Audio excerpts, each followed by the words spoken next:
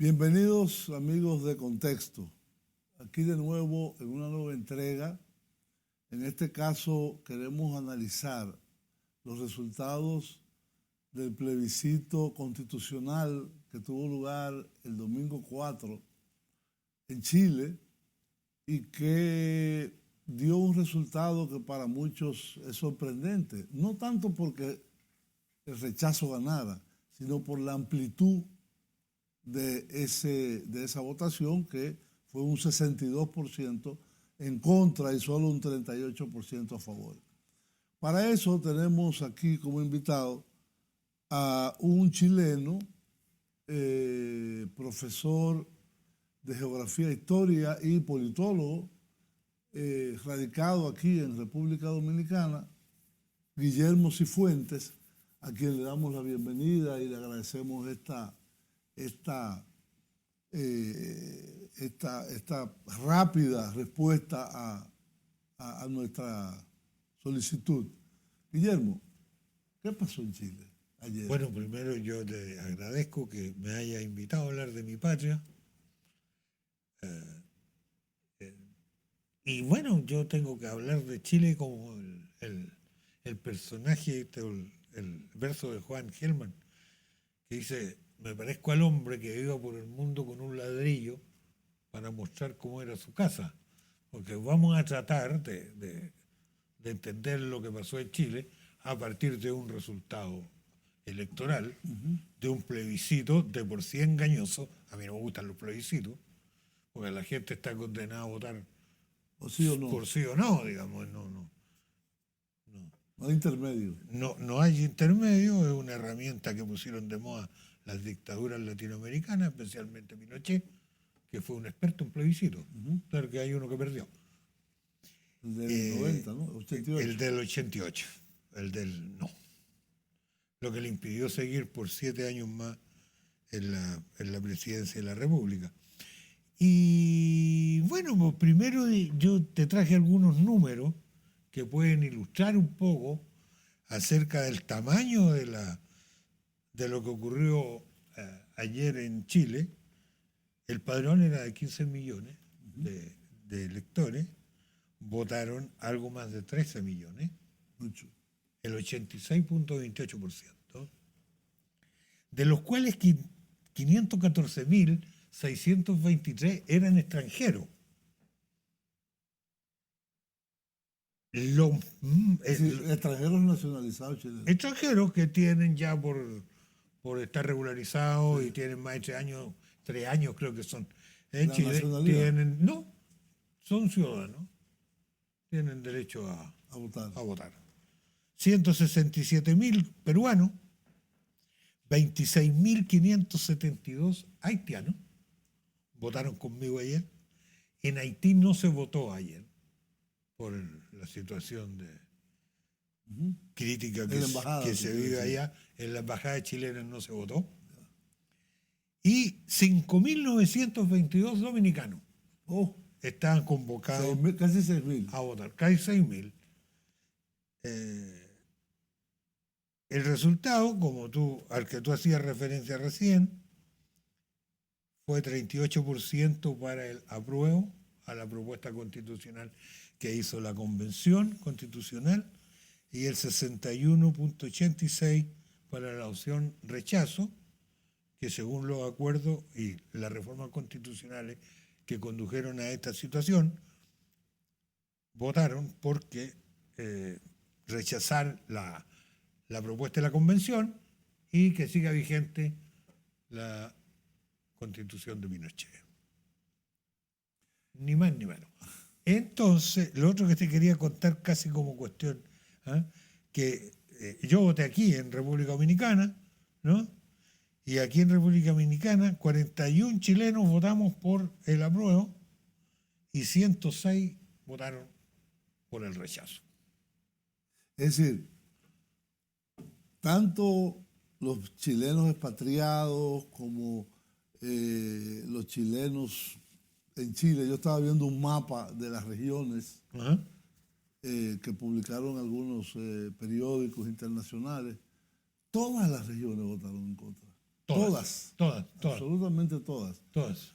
Y donde más cerca se estuvo del apruebo fue en la región metropolitana de la capital, que fue un 44%, pero aún así es mucha la diferencia. Mira, electoralmente el cálculo era de que en la región metropolitana y Valparaíso el apruebo debía mantener más o menos las distancias que hubo cuando fue elegido Gabriel Boric presidente, que era por lo menos un 10% de ventaja. Y fue al revés. Y perdieron. Perdió el apruebo. Fue un 10% de Claro, desventaja. claro. Pero aquí hay algo que tenemos que desmenuzar en la medida de lo posible, que tengamos los elementos. Tú, como chileno, quizás tienes mucho más que cualquier otro.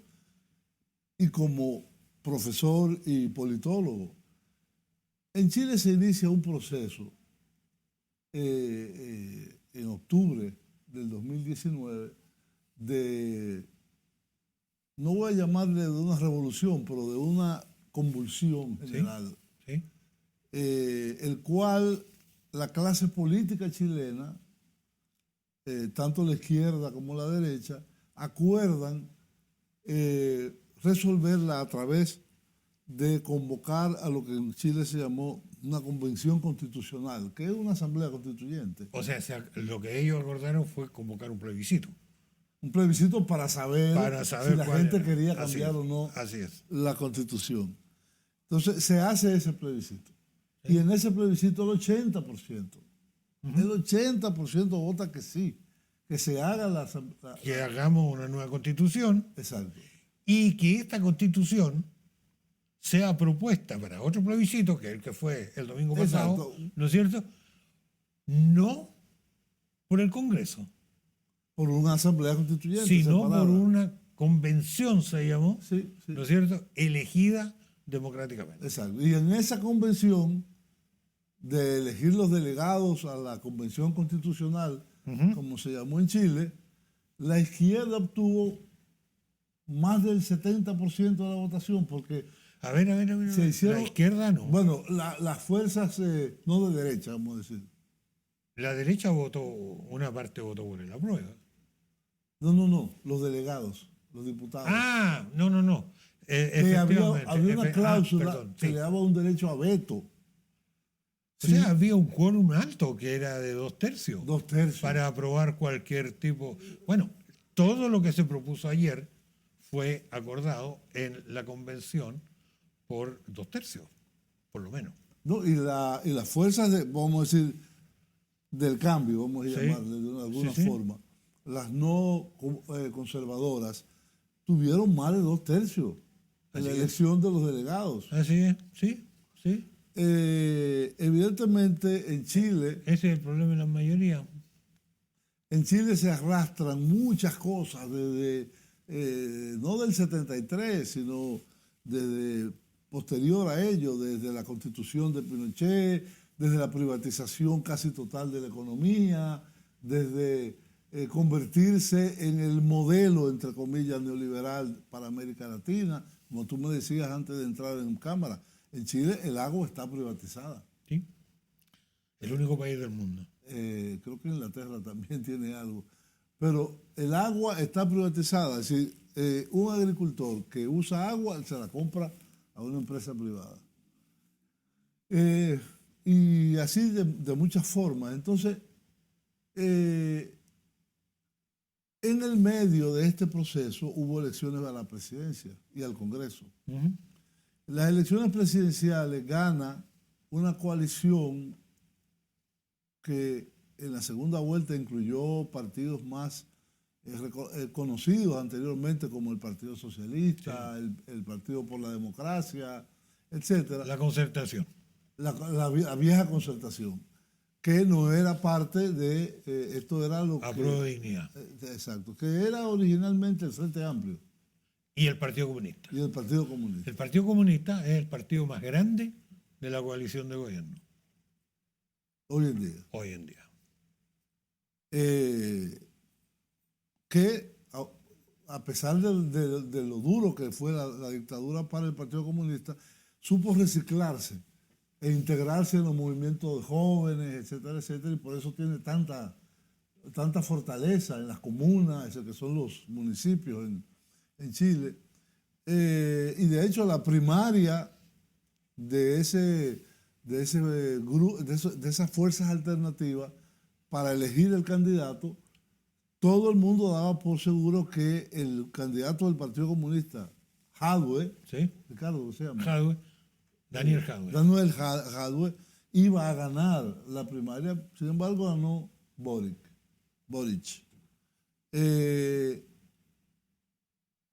Todavía con todos estos elementos, es decir, revuelta del 2019, referéndum para saber si quieren cambiar la constitución con 80% de sí, elección presidencial, y ahora un referéndum en el cual no fue 51-49, fue 62-38. Entonces ahí tiene que haber mucha gente que votó por todo lo anterior, que ahora dice rechazo. ¿Rechazo qué? Bueno, dejar la constitución de Pinochet. Yo creo que hace horas que contaron los votos y nosotros estamos hablando de esto aquí. Yo creo que todavía estamos en un periodo de preguntarnos más que Exacto. de responder. O sea, vamos a intentar acercarnos, tratar de aproximarnos a esto, pero yo creo que no es la propuesta constitucional la que perdió, ¿no? Fue el gobierno. Yo creo que el primer derrotado en esto es el gobierno. A pesar que no fue el gobierno que redactó la... No, la redactó la Convención Constitucional. Sí. Pero el gobierno no hizo las cosas bien, eso es evidente. Hay una inflación muy alta. A propósito de lo que tú decías, de las elecciones, ¿no? Aquí hay todo un proceso que demuestra la debilidad de Boric, ¿no? En la primera vuelta Boric logró salir segundo, pero salió segundo, no lo ganó. Yo sé.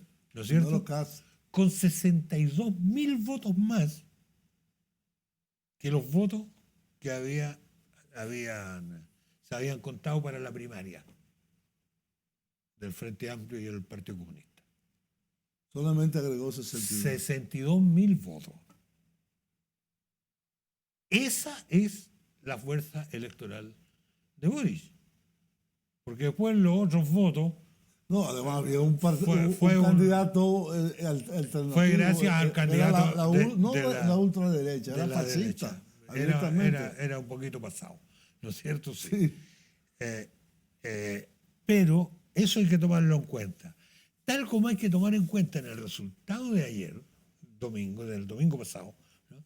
Que el resultado del apruebo prácticamente es coincidente con el resultado, con el número de personas que las encuestas definen que consideran buena el gobierno Boric. Yo vi los números, a grosso modo, 4.8 millones en el apruebo y 7.8 millones en Eso el caso. 3 millones de diferencia. Eso es. Y el 38% es más o menos la cantidad de gente que el gobierno Boric le parece bien. Porque la suerte del gobierno, por una decisión del gobierno también, ¿no es cierto?, se amarró con la suerte de la propuesta constitucional. Y ahí, producto de una instalación bastante defectuosa del gobierno, ¿no es cierto?, además, nos lleva a cosas que de alguna manera sacudió ayer Petro, ¿no? El presidente de Colombia, que ahí se volvió Pinochet. Y él revivió Pinochet. Sí. Y eso, en algún sentido, es cierto. Porque rechazar la propuesta constitucional, ¿no es cierto?, implica que no es posible que no tengamos un Estado que garantice derechos, que el agua siga siendo privada, la pensión, que siga el derecho a huelga sin ser reconocido, que sigan la ISAPRE, o sea, la ARS dominicana, y el término de la posibilidad de una seguridad social estatal, pública, como debe ser. Y ahí, por ejemplo, te voy a poner un ejemplo que puede ser ilustrativo, pero la cara del apruebo, ¿no?, en la campaña fue una diputada comunista, ¿no es cierto?, Carol Cariola, que fue reelecta el año pasado con la primera mayoría nacional. Ella era la cara del apruebo. Pero hay una cosa en que se descuidaron. La Carol Cariola sacó esa cantidad de votos cuando era partidaria de la devolución de los fondos de la AFP, cuando se oponía a los estados de emergencia, ¿no es cierto?, y a militarizar el territorio mapuche, etc. Con ese discurso, ella sacó esos votos. Apenas asumió el gobierno de Boris, ella cambió de opinión, tal como cambió Boris y su gobierno. Y empezaron a poner el estado de emergencia y a enviar militares a la Araucanía, igual que lo hacía Piñera, ¿no? El tema de no más AFP desapareció del horizonte, ¿no? No podían esperar que la respuesta de la gente fuera la misma. ¿Ah?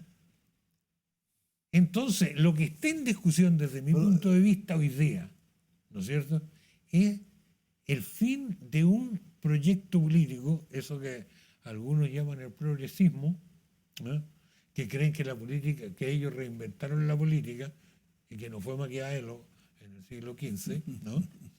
¿Ah? El buenismo, el no soy de izquierda ni de derecha, ¿ah?, al final.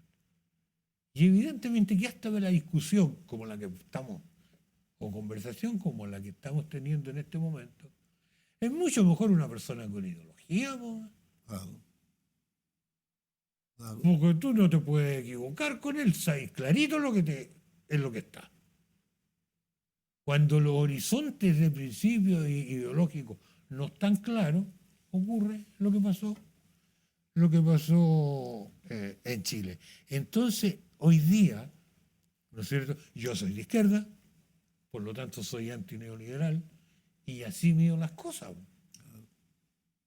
O sea, el cambio no significa un cambio de presidente. El cambio es, bueno, ¿cuántos vamos a afectar lo que Pinochet llamó las 7 modernizaciones? A medida que vamos afectando eso, efectivamente estamos avanzando en el cambio. Yo estoy tan impresionado con eso. Las 7 modernizaciones te las leo rápidamente para que veas cómo se mantiene, cómo se revive al dictador. Las 7 modernizaciones: el plan laboral, la reforma previsional, la AFP, la municipalización de la educación, la privatización de la salud, los cambios en el sector de la justicia, cambios en el sector agrícola, que fue la contrarreforma agraria, ¿no es cierto? Sí. El subsidios forestales, código de agua, etcétera, y la regionalización. Y el problema, que lo que hay que empezar a reconocer, es de que aquí lo que se ha sufrido es una terrible derrota ideológica. Y hemos empezado a tratar de creer de que la política, ¿ah?, se trata de gestionar un gobierno. Y ya nadie se pregunta para qué. El marketing político, en las elecciones y todo eso, implica, ¿no es cierto?, resolver un problema. Tenemos que ganar la elección. Pero nadie se pregunta, bueno, ¿Para qué? ¿para qué la quiere ganar? ¿Qué es lo que va a hacer? Y en el caso de Chile, dijeron lo que iban a hacer. Antes de las elecciones son toditos de izquierda. Después de la elección, ni uno. Así de grave es la situación. Y ahora, tú te preguntabas antes de la Cámara, ¿qué es lo que va a pasar ahora? Y hacía el relato de la rebelión popular de octubre. Yo estuve en Chile en diciembre del 19 y era triste ver ese país. O sea, no habían semáforos, bueno, estaba todo destruido, no habían paraderos de micro, ni en Santiago ni en Valparaíso. Esa hasta violencia generalizada que se dio, ¿ah?, es la que parió la Convención Constitucional. La élite asustada, porque hay una foto que es muy decidora, la élite asustada hizo el acuerdo por la paz del 15 de noviembre. Ujú. O sea, transformaron toda esa energía social en nueva constitución. ¿Y qué tenemos hoy? La misma constitución. La misma constitución.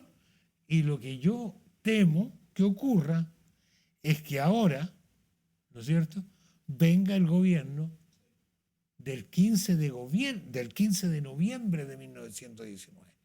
O sea, el gobierno del acuerdo por la paz, donde todos somos hermanos, qué sé yo, y la unidad nacional, y la bandera y la patria, ¿ah?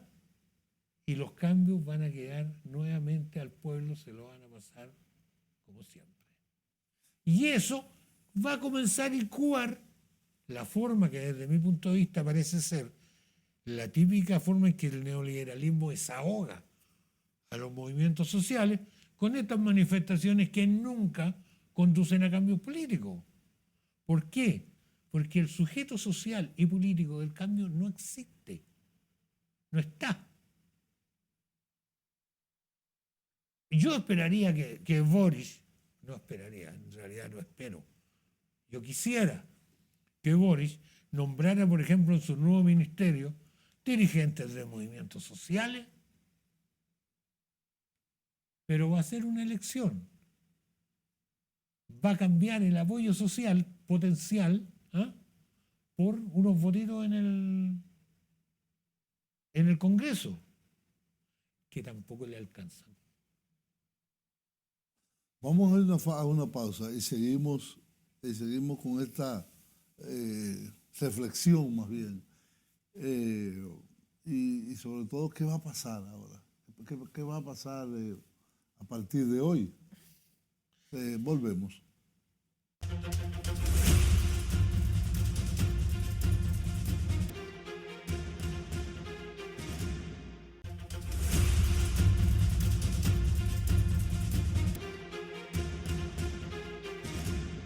Bien, amigos, continuamos esta, más que conversación, una reflexión sobre los resultados del referendo constitucional del domingo 4 de este mes de septiembre en Chile, que no es solo de interés de Chile, es de interés de toda la región y de toda Latinoamérica, que se encuentra en un proceso de tratar de salir de los gobiernos de derecha y volver otra vez quizás a lo que se llamó la otra vez la nueva ola progresista. Ahora yo no sé cómo le llamarán, será el 2.0, qué sé yo. Pero que tiene sus manifestaciones. Una de ellas es Petro en Chile, otra es, se menciona muy poco, Pedro Castillo en Perú, que es un caso lamentable, por lo menos. Tenemos la situación de Argentina, las elecciones en octubre ahora de Brasil, México, que en el año 23 tendrá una nueva elección, el triunfo en Honduras de Xiomara Castro. Es decir, ha habido una serie de transformaciones nuevas a partir del 18 en adelante. Pero quizás el proyecto, el proceso que más atención ha generado ha sido el proceso en Chile. Primero porque fue un volcán social que lo generó. Un volcán social que era la acumulación de muchos años. En Colombia ocurrió lo mismo, ¿eh? Sí. En Panamá también. Pero después. Sí, después. Después. En el 19 fue en Chile, en Colombia fue 20 y 21, en medio de la pandemia. Sí. Entonces, y ahora en Panamá, como tú mencionas, el gobierno asume, ayer yo oí la locución de 8 minutos, creo que fue, Sí. del presidente Boric, asume el rechazo y aunque estaba previsto convocar a un diálogo de todos los partidos para discutir un nuevo proceso constituyente. ¿Qué es lo que van a hacer ahí? Bueno, ya no va a haber un plebiscito. ¿Qué va a hacer? Yo creo que no es posible que no haya plebiscito, pero va a haber una nueva convención. ¿Una nueva convención? Yo creo que sí. Aunque ya la derecha, que es la que se llevó todos los huevos, ¿no es cierto?, ya hoy día no asiste a reunirse con Boris. No va. Le dijo que no iba. ¿Le dijo hoy que no? Que no. ¿Por qué? ¿Cuál es el apuro, no? Sí. ¿Cuál es el apuro? Además, Boris tiene suficientes problemas ya con su coalición, ¿no? Y sería bueno que lo fuera pensando en resolver. Pero yo creo que tú hablabas de Chile, de Perú, de los chilenos. Bueno, somos Bolivia. buenazos para creer que cada cosa que hacen son un ejemplo para el mundo. Y en general no somos tan originales. O terminamos igual que en todas partes. Entonces, yo creo que lo que pasó ayer en Chile debe ser un buen motivador para discutir, sobre todo en América Latina, ¿no es cierto?, el horizonte post-neoliberal. Eso tiene que ser el tema. ¿Ah? Hay un hecho, perdón que te interrumpa. El neoliberalismo que comenzó en el 80, a grosso modo, con en Thatcher. En el 79 lo declaró Thatcher. Pinochet antes que la Thatcher. Bueno, Pinochet, Thatcher, pero vamos a hacerlo a grosso modo. Ajá. Del 80 al 2020. ¿Ah? En el 2020, ¿qué pasa? Se terminó, se acabó, digamos, el etos, el mundo neoliberal, terminó con la pandemia y ahora con la creación de bloques lo que está ocurriendo en torno Europa. a la guerra en Ucrania. Pero hay una cosa, yo te voy a poner un ejemplo de cómo la ideología neoliberal fue la estrella en el triunfo del rechazo. La propiedad privada, ¿no es cierto?, que ni siquiera los comunistas han cuestionado nunca. Yo no conozco ni siquiera que Carlos Marx haya hablado del fin de la propiedad privada. Sí. Lo que habló es del fin de la propiedad de los medios de producción. Claro. No de la propiedad privada. Pero bueno, ¿cómo se llama? La idea de la propiedad privada y el individualismo, el neoliberalismo, ¿no es cierto?, hizo que la derecha chilena sacara una hebrita del proyecto de constitución que era respecto al derecho de propiedad de las casas. La Constitución asegura la propiedad privada en general, ¿no es cierto? Y en otra parte asegura el derecho que tú tienes a una vivienda digna. Si el Estado te asegura una vivienda digna, ¿eso significa que tú debes ser dueño de esa casa? ¿O de esa vivienda? En ninguna parte. No. El Estado te tiene que asegurar a que tú puedas vivir con tu familia, etcétera, en una vivienda digna. La propiedad no tiene que ver. Es más, en Inglaterra está la Thatcher, que esa fue una de sus primeras estafas, ¿no? ¿Dónde vivían los obreros? En viviendas estatales. O municipales. O municipales que arrendaban. ¿Qué hizo la Thatcher? Las vendió, aduciendo que ahora sí que los obreros iban a ser dueños. Y no fueron dueños de nada, fueron expulsados de ahí. Sí. Bien. Esa discusión en Chile es evidentemente un éxito de la ideología neoliberal. Y los partidarios del apruebo no discutieron eso. Así.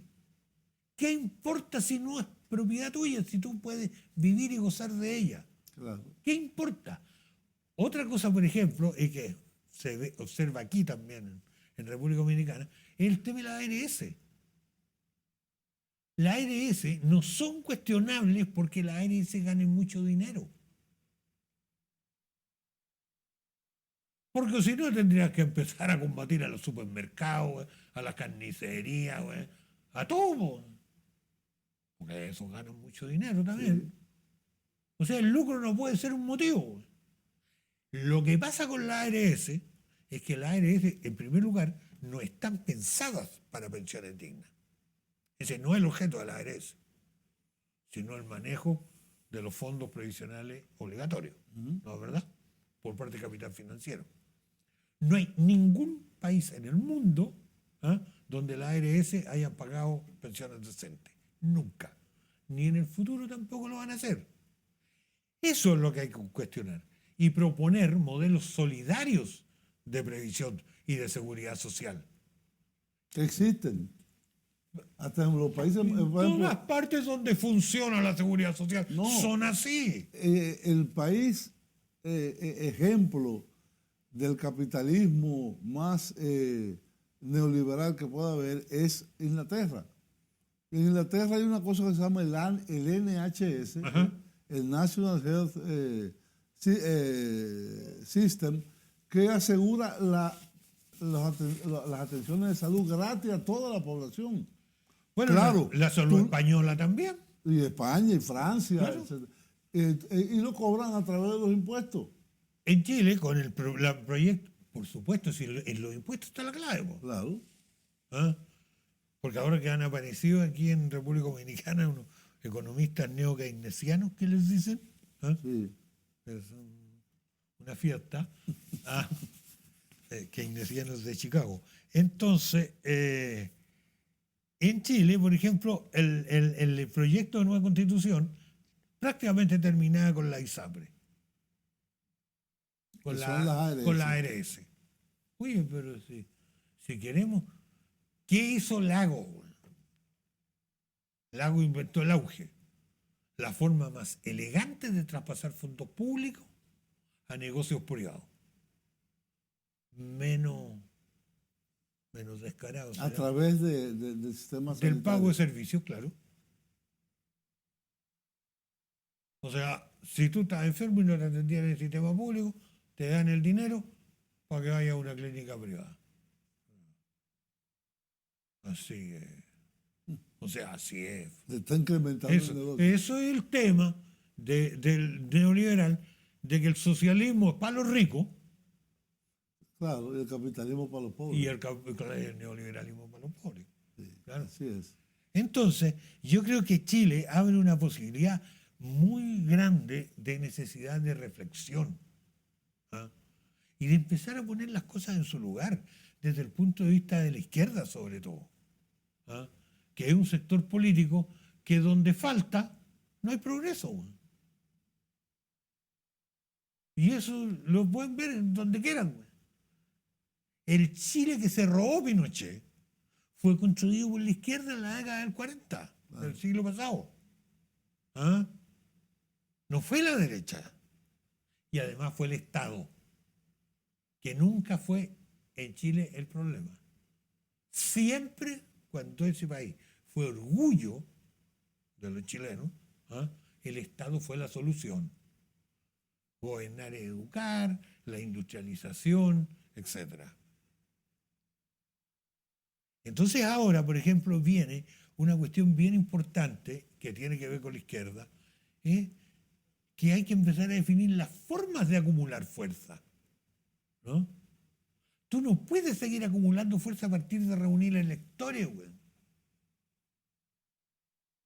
Tenés que empezar a juntar fuerza a partir de gente que milite contigo en el cambio.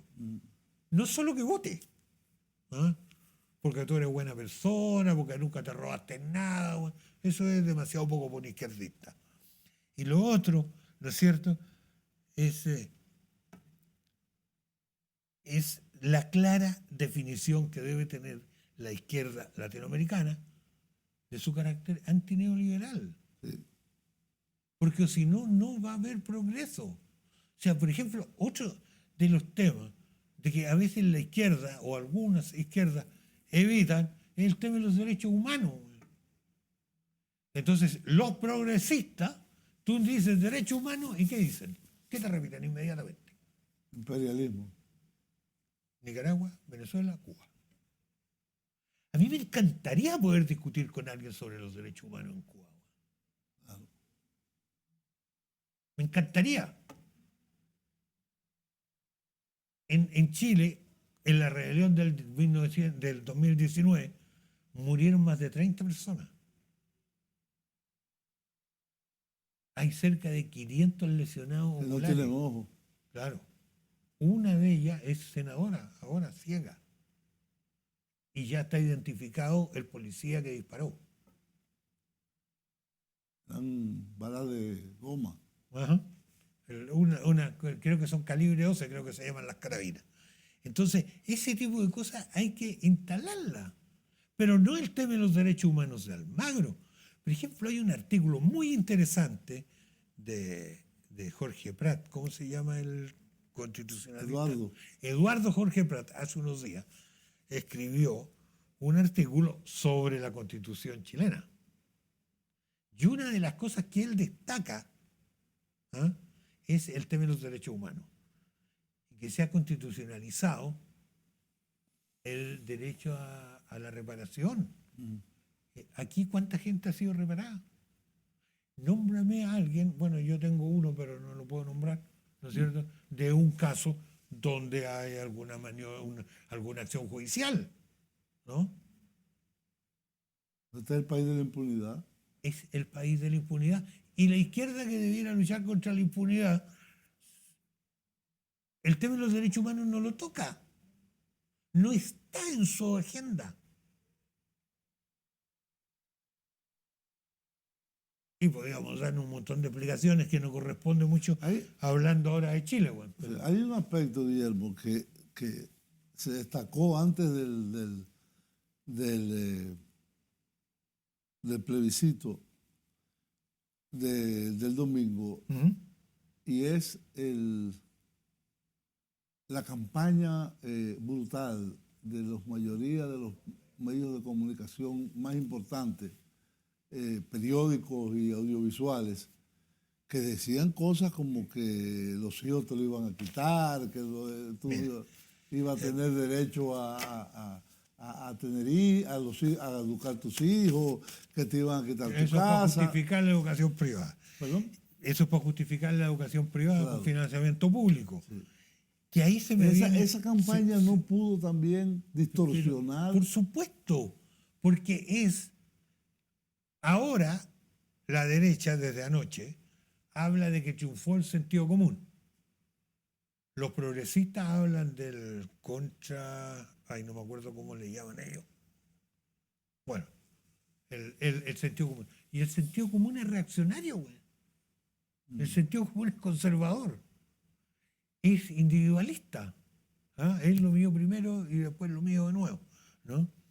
Pero en el tema ese que tú tocas de la educación es bien interesante, porque hay otra cosa que está pasando como por debajo, ¿no? Y es el hecho de que este proceso plebiscitario, incluso la escritura de la nueva Constitución en la Convención, ¿no?, se hizo sin un actor que en Chile siempre fue muy importante: la Iglesia. La Iglesia Católica en Chile, como actor social, político, etcétera, no existe en este momento. Y antes era muy importante. La Iglesia chilena fue la que defendió los derechos humanos donde vino Chile, los que dieron cobijo a todos. La Iglesia chilena fue la que inició la reforma agraria, entregando parte de sus tierras. No diciendo que los otros la entreguen, no, ellos entregaron tierra. Y ahora... No se consultó nada. Es que la Iglesia no es un actor después de los escándalos. Sí. Bueno, la Iglesia la destruyó Juan Pablo II con el Sodano, la destruyeron. Imagínate que en la izquierda, en la iglesia chilena, tuvieron que renunciar todos los obispos. Todos. Todos. Todos. Por los escándalos sexuales. Por los escándalos sexuales. Y hay varios que dirán, están presos, güey, pero bueno. Entonces, esa es otra característica del proceso, y que obviamente, seguramente tiene algo que ver con que los sectores populares no hayan sido, digamos, de alguna manera remecidos, puesto que por lo menos durante la dictadura ahí estaba la fuerza, ¿no es cierto?, de una buena parte de la iglesia chilena. Pero eso era nuevo. Y el tema de lo que tú planteabas, de la campaña, ¿no es cierto? Bueno, a ese tipo de campaña hay que responder, pero tienes que responder con ideas, Claro. con cosas de las que tú estás seguro que vas a defender, con convicciones. Y eso en Chile, con suerte, lo tienen los comunistas. Con suerte. ¿No? Nadie más. En términos de oponerse. El Partido Socialista, el PPD y los otros que se terminaron todos siendo partidos neoliberales. Sí, o sea, el sí, ministro de Hacienda de Boris llegó al Ministerio de Hacienda, tú eres economista, llegó del Banco Central, de la presidencia del Banco Central. Y si hay algo que tú puedes estar seguro, que en el Banco Central de presidente nunca va a haber un socialista. Claro, un socialista. Vamos a ir a una última pausa y volvemos inmediatamente.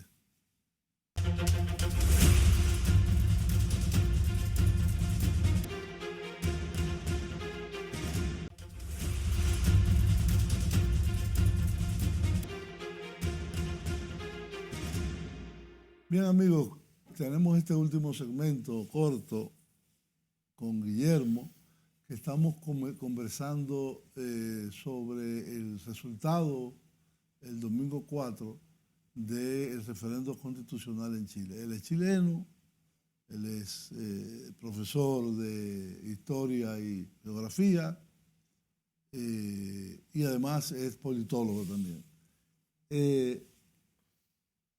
Hay algunos elementos propios de la sociedad chilena que en principio como que levantaron un poco de escozor en la población, y es el tema del conflicto mapuche.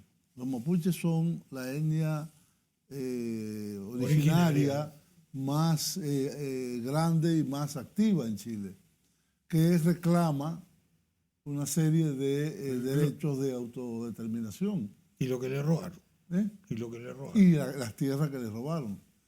Esto es lo que se llama la Araucanía, ¿no? La Araucanía, sí.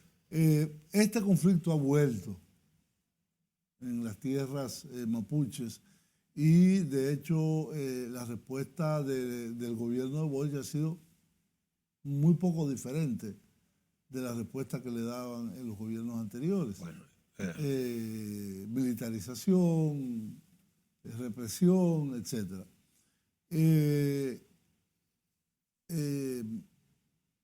Ya Boric, ¿cuánto tiene? No llega a un año todavía, ¿no? No, él asumió en marzo, amigo. Marzo, 6 meses, 7. Ajá. ¿Qué ha hecho? Porque esa es otra cosa. Mucha gente me dice, no perdió la Constitución, perdió Boric. Sí, eso la gente creo lo yo. que fue un voto de castigo. Hay una inflación muy alta, 13 puntos y pico, según los datos oficiales. ¿Qué hará el gobierno? ¿Dará un giro hacia su programa original de izquierda, más hacia los intereses populares, o hará como Pedro Castillo en Perú? Yo no quiero dejar pasar el tema de la Araucanía. No. El tema del pueblo mapuche. Y Además el tema de la violencia. La violencia no es un patrimonio de la izquierda. mucho menos en Chile. Al contrario. Mucho menos en Chile, ¿no? Claro. ¿Ah? Entonces, hay que tener cuidado con esa frasecita de lo que yo la asocio mucho con derechos humanos. Nicaragua, Venezuela, Cuba. ¿Ah? Eso, hay que condenar la violencia, venga de donde venga. Yo empiezo al revés. Yo veo cuál es la causa que la provoca y después opino sobre la violencia. Eso de la violencia, venga de donde venga, es de ignorante. Claro. Es de ignorante. Como el tema de los derechos humanos colocado en 3 gobiernos. En abstracto. En abstracto son los derechos humanos según Almagro. En Colombia nunca hubo, parece, violaciones de derechos humanos. O en México. México. O en Honduras. Bueno, en Honduras derrocaron un presidente y no. Sí, sí. Claro, pero bueno. ¿Y dónde se respetan los derechos humanos? Si o en Bolivia, que tumbaron a Evo. La OEA, bueno. Y en Brasil, que tumbaron a Dilma. A Dilma. Pero bueno, eso sobre el tema. Y el tema, lo decía el otro día Pepe Bengoa, un antropólogo muy conocido en Chile, decía, lo terrible del problema mapuche, él es el principal estudioso de la cuestión mapuche, es que no tiene solución. ¿Cómo se? Eso yo lo creo hace tiempo. Lo que tú tienes es generar condiciones que te permitan convivir con el conflicto. ¿Por qué no tiene solución? ¿Cómo resuelve un poblamiento que ya tiene 100 años? Los gobiernos chilenos fueron a buscar alemanes para poblar las tierras mapuche. Fueron a buscar alemanes, y ahí está Puerto Montt, toda esa zona del sur, que es donde se hace el mejor turismo, los paisajes más hermosos, etcétera, etcétera. Pero bueno, entonces, el gobierno, a propósito de lo que ha hecho el gobierno, anunció el plan del buen vivir. No se conoce en qué consiste. Ya cayó la primera ministra que cayó fue justamente por el tema mapuche. ¿La anterior? No, de desarrollo social. Ya. Porque la acusaron de estar tomando contacto con un líder mapuche de un sector bastante radical, ¿no es cierto? Entonces, lo que yo creo que viene ahora es la discusión que yo te decía hace un rato. O sea, ¿cómo se acumula fuerza que soporte los cambios que Chile necesita? ¿Ah? Y obviamente no se acumula fuerza entregándole lo poco que tiene a los adversarios. Claro. Eso es como básico, ¿no es cierto? Y eso es lo que viene ahora. Yo he puesto como ejemplo en conversaciones, etcétera, el recuerdo de una cuestión que hizo Allende. Voy a recordar dos. Allende no tenía mayoría en el Congreso. No. Claro que Allende nunca bajó su votación de una elección a otra. ¿No la subió? No, siempre la subió. Pero Allende nacionalizó el cobre. Con la aprobación del Congreso. ¿Y cómo fue la aprobación del Congreso? ¿Cómo se consiguió la aprobación del Congreso? El Congreso votó en forma unánime la nacionalización del cobre. ¿Por qué? Porque todos los chilenos estaban convencidos y sus partidos políticos de izquierda estaban convencidos de que eso era lo que había que hacer. ¿No es cierto? Y con respecto al tema de la violencia, a propósito de que ahora acaban de meter preso a un líder mapuche, a Héctor Yaitul, ¿no? Que es vocero de la coordinadora Arauco y Mañeco, ellos piden autonomía territorial, etc. Allende, una de las primeras cosas que hizo fue dejar en libertad a los ministros que estaban presos cuando él llegó, que no habían dejado ni un banco entero. ¿Cómo tú ves?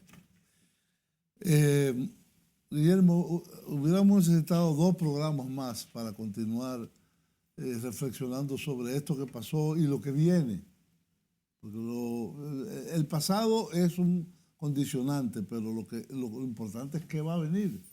Y si va a venir un giro más a la izquierda o más a la derecha del gobierno y qué consenso constitucional, porque con la constitución de Pinochet no puede manejarse. Eso yo creo que es inviable, sí. Entonces, hemos llegado al tiempo que tenemos.